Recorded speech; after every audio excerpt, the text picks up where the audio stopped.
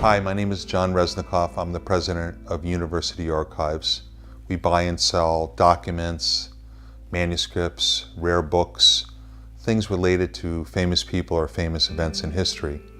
In this case, I want to talk about something that's very personal to me, and it's kind of the story of my dad and his World War II career and the papers that he left behind that I never saw until he died.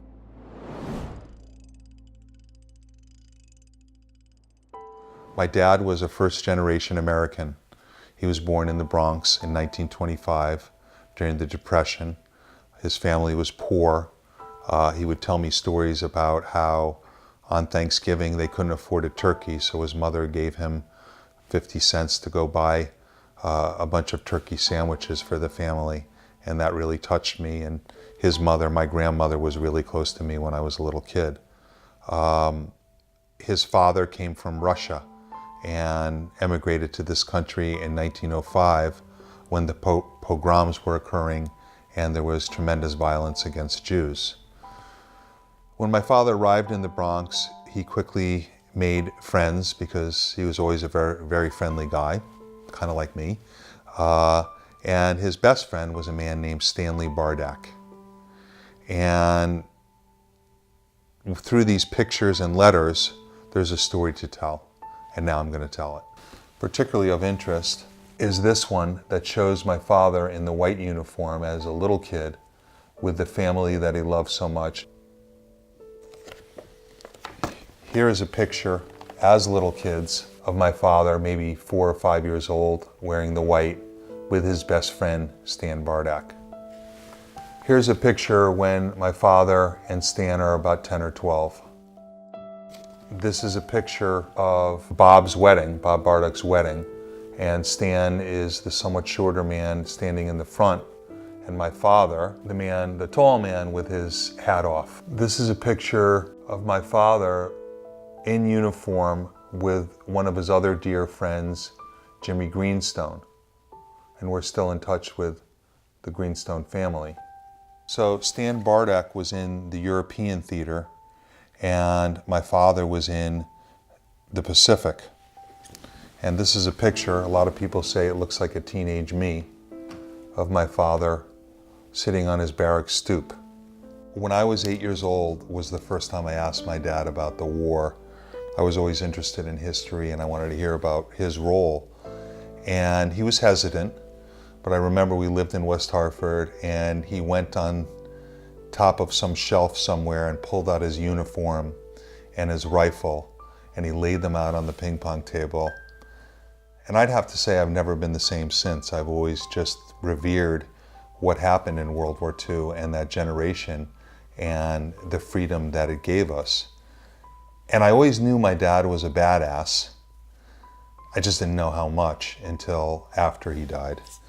Anyway, this is a photo that I had never seen. And he always showed me pictures of him smiling or with his arms around his buddies. My dad was a photographer and he built this darkroom in Saipan on the hill. Wires go to generator for electricity. Wooden walls lined with black paper for light proofing. And that's his writing on the back of the card.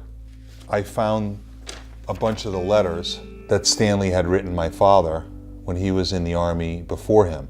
These were all folded and hadn't been unfolded for the 70 years before. And in this archive, there's letter after letter of Stanley telling my father that he shouldn't come over, that war is 1,000 times worse than he thinks it is. My dad was an engineering student, first at the Bronx High School of Science and then later in college, and he had a deferral and he did not have to go to war because they wanted people like him to build bombs and help with the science aspect of war.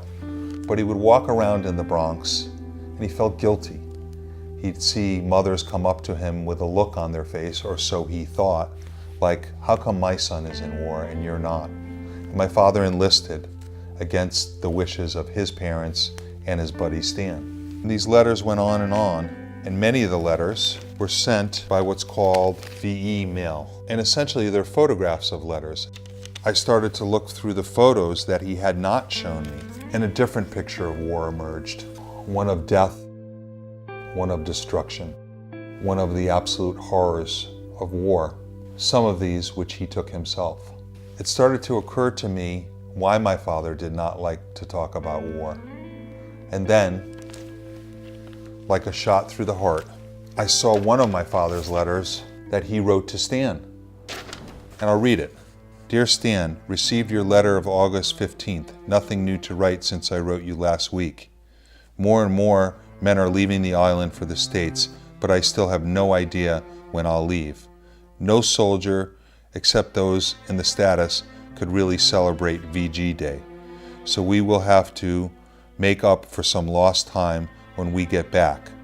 We were pretty lucky in this war. But as you wrote, a good many were not so fortunate.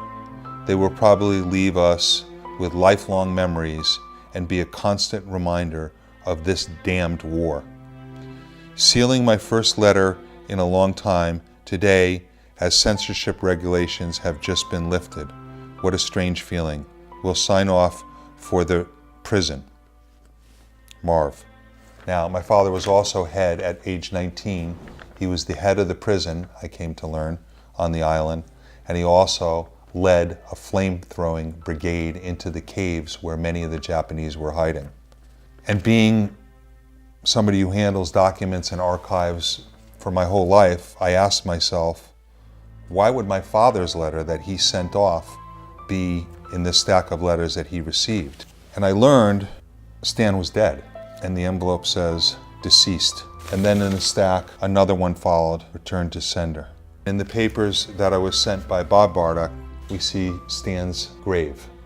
And then we see the letter from the Secretary of War about his death. My father saved all his patches, and most of them are still on his uniform, which I've kept and coveted all these years.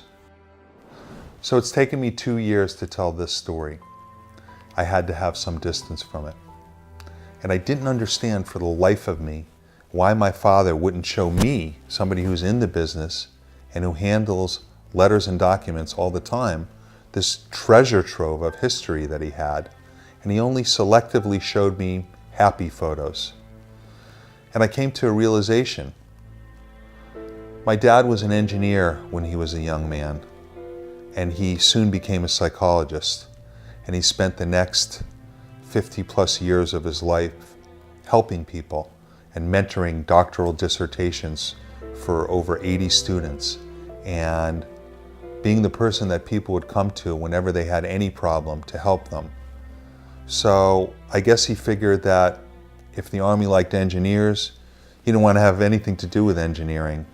And he had seen so much death and destruction, including losing his best friend, that he spent the rest of his life in this pursuit of helping people. And he rejected war. So this whole thing is kind of a story of two men that were friends, and one of them survived and one of them did not. And it's a very personal story. And I want to end by showing a picture of my dad and mom, and I'm sitting on his lap, and my brother and sister are in the foreground, and my mom is gone too. So it's a really personal story about the things that are left behind, and I hope you appreciate it. Thanks.